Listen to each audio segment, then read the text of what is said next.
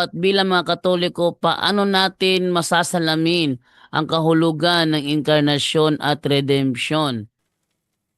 Tandaan natin na si John the Baptist ang pinauna ng Diyos. Sa Mateo Kapitulo 3, versikulo 2, ang sigaw niya ay, "Repent, for the kingdom of heaven is at hand."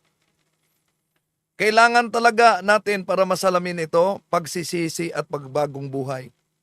Importante talaga ang pangungumpisal. So, itong pagsasama sa dalawa, incarnation at redemption. Ang incarnation, Diyos na lumapit sa tao. Yon ang incarnation.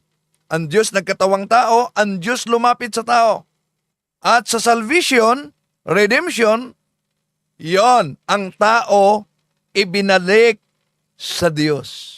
So, ibig sabihin, ang incarnation ang paraan, habang ang redemption o salvation ang bunga ng incarnation. So, ang pagsilang sa sabsaban ay siyang namatay sa cross at muling nabuhay upang tayo'y mabuhay muli. Tandaan natin, si San Jose ay isang panday.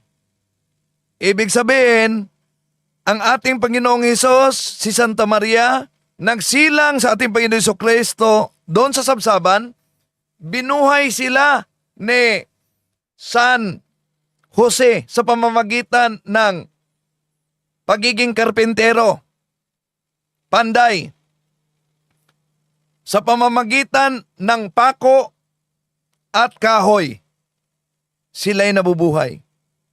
Ngunit sa redemption at salvation, sa pamamagitan din ng cross at 3 pako ni Jesus, tayo'y ibinalik sa Diyos.